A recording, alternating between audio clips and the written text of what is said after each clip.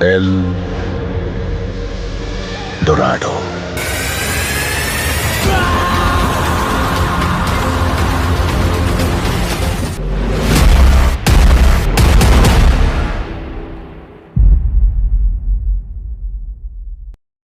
آج ہم جس دنیا میں جی رہے ہیں یہ دنیا ایسے کئی رازوں اور مسٹریز سے بھری پڑی ہے، یہ جاننے کے بعد ذہن حیران رہ جاتی ہے۔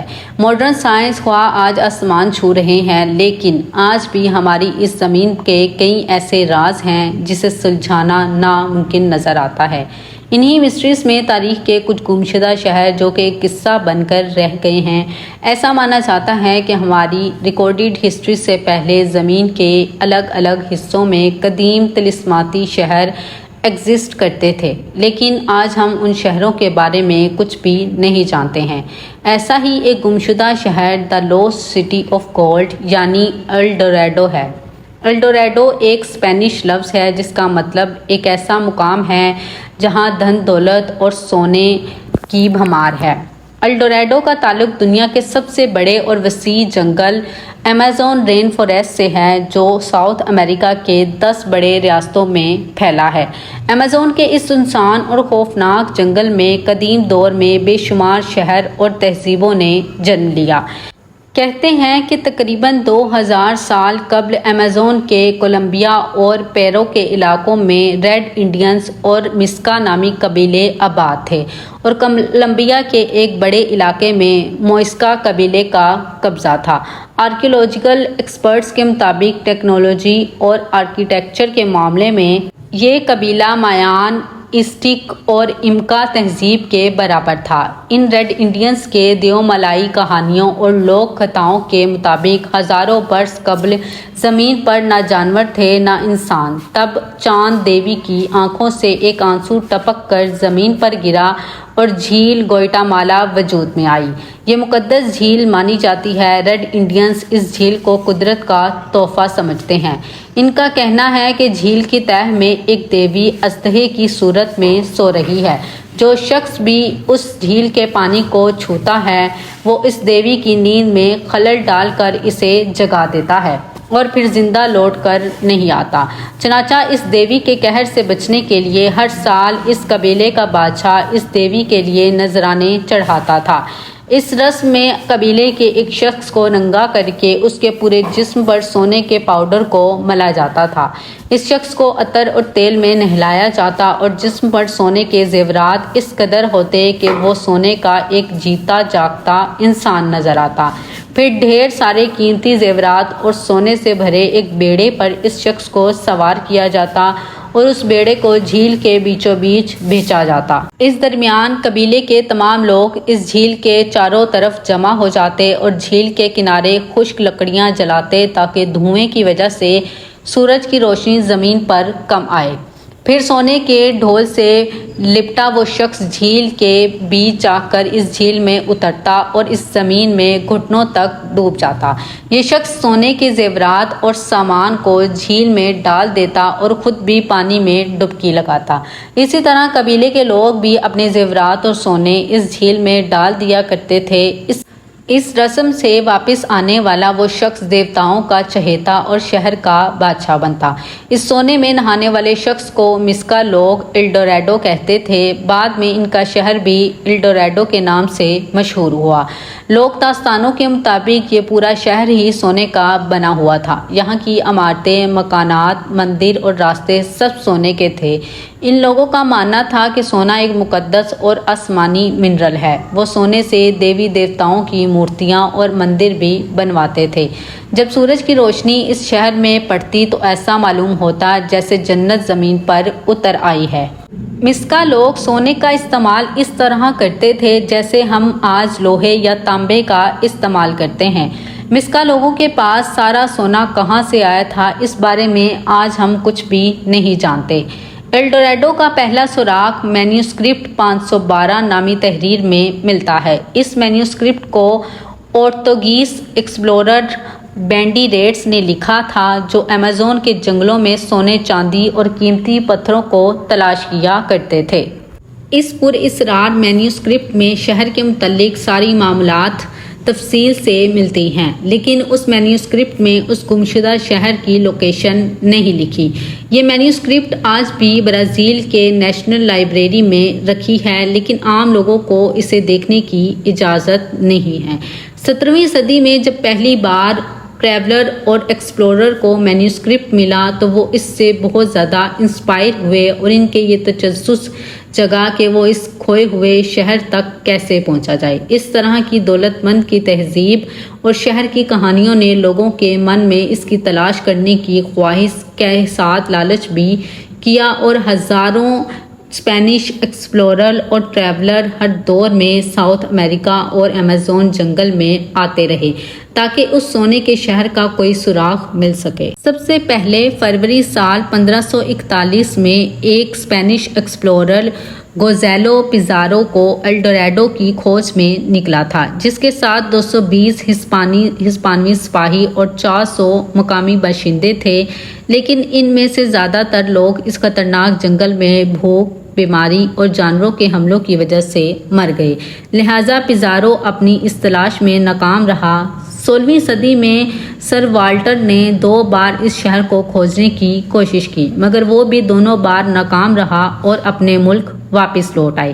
کہتے ہیں کہ اسپینش فوج جب اس گمشدہ شہر کو ڈھونڈتی ہوئی کولمبیا کے علاقے میں آئی تو آخرکار انہیں سال 1545 میں گواٹاویٹا لیک مل گئی۔ انہوں نے اس جھیل کے تمام پانی کو اندرونی راستے کے ذریعے باہر نکالا اور 3 مہینے کی کڑی محنت کے بعد جھیل کی تہہ میں اتنا سونا ملا جس کی قیمت اس وقت 80 لاکھ روپے تھی۔ یہ اس بات کا سب سے بڑا ثبوت تھا کہ نہ صرف الڈوراڈو کی کہانی سچی تھی، بلکہ سونے کی کھوج نے اس بات کو صاف کر دیا تھا کہ اگر ان لوگوں نے اتنا سونا یوں ہی بیکار سمجھ کر جھیل میں پھینک دیا تھا تو اصلیت میں ان کے پاس کتنا زیادہ سونا ہوگا۔ 19ویں صدی کے دوران ایک برٹش آرکیولوجسٹ پرسی فواسٹی نے ایمیزون جنگل میں سونے کے شہر کو تلاش کرنے کا کام شروع کیا، جس کی کہانی بہت عجیب و غریب تھی کہ کہتے ہیں کہ وہ 8 بار اس جنگل کے سروے پہ گیا تھا۔ یہاں پر پرسی نے تقریباً 18 مہینے کا لمبا سفر کیا اور ایسے عجیب و غریب جانوروں اور حیوانوں کا سامنا کیا جن سے بچ پانا ہر کسی کے بس کی بات نہ تھی۔ لیکن جب پرسی 8ویں بار سال 1925 میں اس جنگل میں سونے کے شہر کو ڈھونڈنے نکلا تو وہ کبھی دوبارہ واپس نہ آیا۔ پرسی کے ساتھ ان کا بڑا بیٹا اور اس کا دوست بھی شامل تھا۔ پرسی نے اس آخری سفر کے دوران اپنی بیوی کو ایک خط بھی لکھا تھا، جس میں اس نے بتایا تھا کہ وہ منزل سے بے حد قریب ہے۔ پرسی نے یہ بھی لکھا تھا کہ اگر میں اس سفر سے واپس نہ آؤں تو میری تلاش میں کوئی بھی ریسکیو آپریشن نہ کیا جائے۔ پرسی اور اس کے ساتھی کہاں غائب ہو گئے اس کی معلومات سالوں بعد بھی نہ مل سکی۔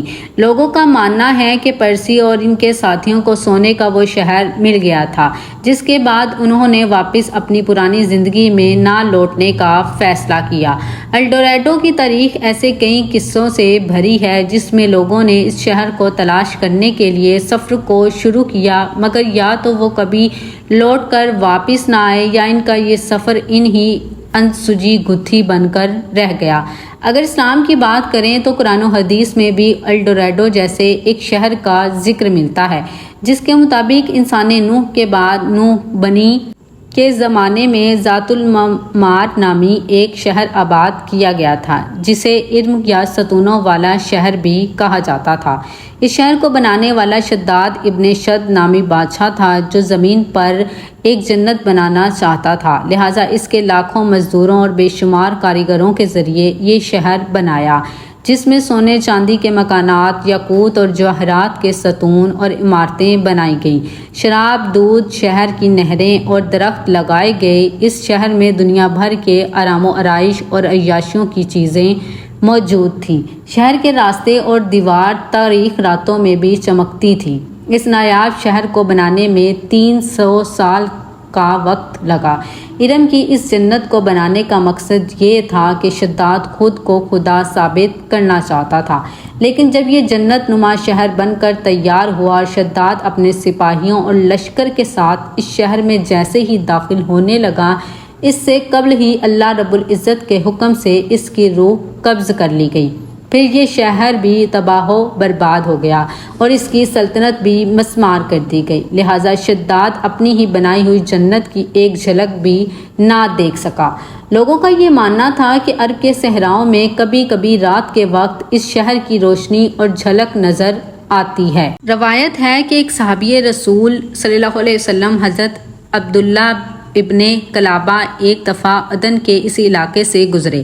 سفر کے دوران آپ کا اونٹ کہیں بھاگ نکلا، لہٰذا اسے تلاش کرتے کرتے آپ راستہ بھٹک گئے اور عدن کے اس علاقے میں جا پہنچے۔ وہاں آپ نے سونے کے ایک چمکدار شہر کو دیکھا جس کی دیواریں اور میناروں کو دیکھ کر آنکھیں چندیا جائیں۔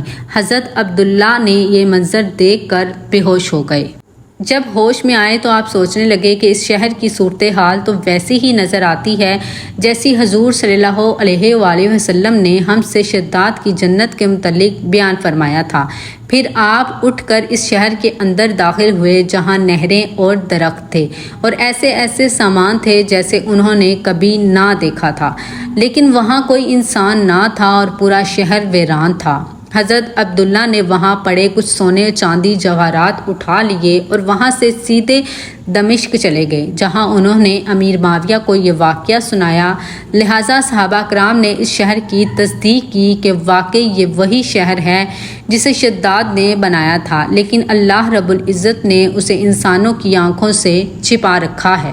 لہٰذا کچھ لوگوں کا یہ خیال بھی ہے کہ الڈوریڈو کا یہ گمشدہ شہر وہی شہر ہے جسے شداد نے قائم کیا تھا، کیونکہ الڈوریڈو شہر کی تمام خاصیت شداد کی جنت سے ملتی جلتی نظر آتی ہیں، جبکہ کچھ علماء اس منطق کا انکار کرتے ہیں، کیونکہ حضرت عبداللہ نے جس شداد کی جنت کو دیکھا تھا وہ عرب کے جنوبی علاقے عدن میں ہے، لیکن الڈوریڈو امریکہ کے جنوبی علاقے کے سنسان جنگلات کے درمیان موجود ہونے کا گمان کیا جاتا ہے۔ بہرحال اس سے یہ بات واضح ہوتی ہے کہ قدیم زمانے میں لوگوں نے سونے کے ایسے قیمتی شہر تعمیر کیے تھے اور اللہ رب العزت کی قدرت سے اس پراسرار شہر کو لوگوں نے اپنی آنکھوں سے دیکھا تھا، جن میں حضرت عبداللہ ابن کلابہ جیسے صحابی رسول شامل تھے۔